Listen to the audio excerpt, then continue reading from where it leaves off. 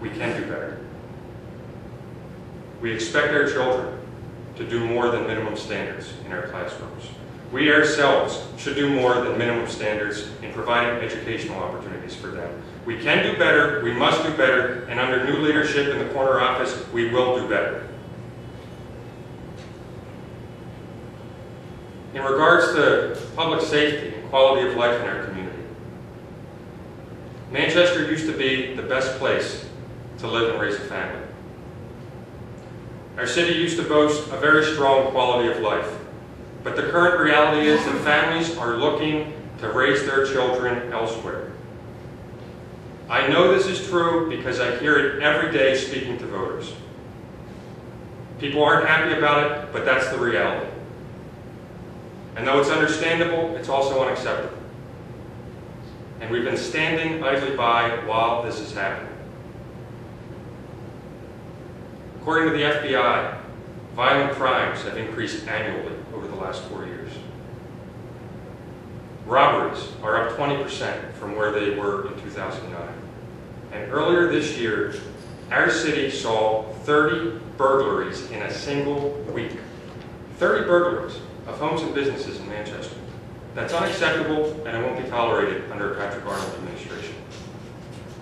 As mayor, I will work with our law enforcement professionals to evaluate both how we track criminal activity in Manchester, as well as how we reallocate resources we have to fight crime. We also need to improve our own accountability to you, the taxpayers and residents of the city who choose to call Manchester home. As mayor, I will speak with the chief of police daily until these trends are addressed, until these trends are reversed, and until these issues are resolved. We have the resources to make this happen. You deserve it, our families deserve it, our children deserve it. And under new leadership, it will happen. I promise you to give you every effort to make Manchester a safer city. Now, despite hearing catchphrases like we're a city of one, the quality of life of Manchester residents can unfortunately depend on where you live in the city. As mayor, I will guarantee that the Community Improvement Program invests in every single ward in the city. Every dollar that gets spent on streets, parks, sewer upgrades, community projects goes through the CIP process. There is no reason why some neighborhoods in our city must wait years for improvements in their neighborhoods, while other neighborhoods seem to be on the short list every single time. There is absolutely no reason for this. We all pay taxes.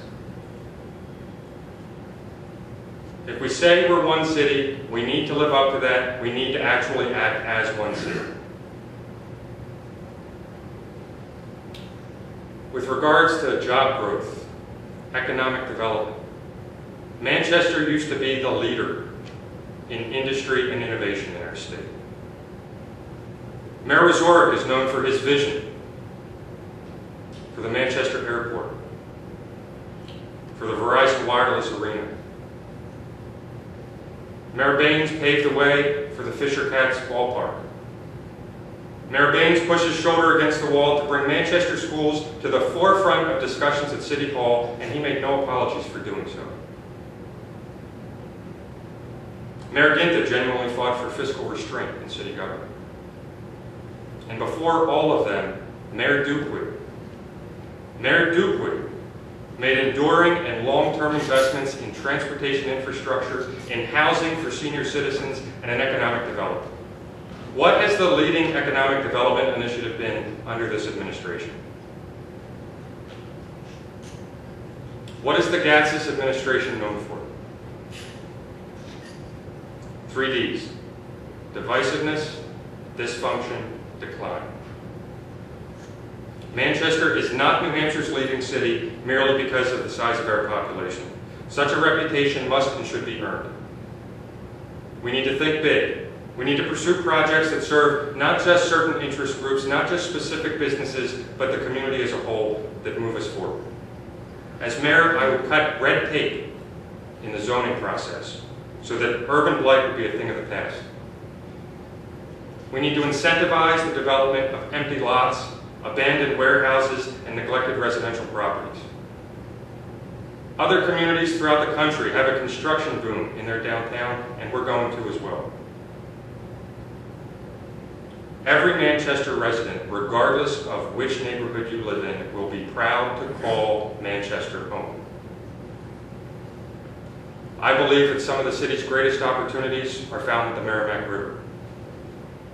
As mayor, I will advocate creation of a river development authority to promote and pursue economic activities on and around the river. This will include construction of a boardwalk promenade with retail vendors, entertainment, recreational activities. They will rival projects in other cities, such as San Antonio and Pittsburgh. It is projects like this that will again make Manchester the envy of the state and the region. Of course, a booming downtown will also make the argument for a commuter rail to Manchester that much stronger. In a Patrick Arnold administration, government will be a partner with business owners and entrepreneurs to grow their businesses and create good-paying jobs. Not just any jobs, jobs that can support a family. I will create, as mayor, a one-stop shop for business owners as they go through the licensing and permitting process.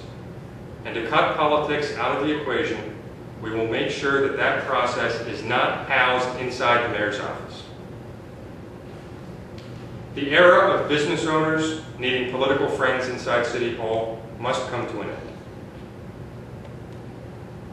It is not government's place to choose the winners and losers in our economy. That's true everywhere at all levels of government. It's true here. Under new leadership in a Patrick Arnold administration, this practice will end.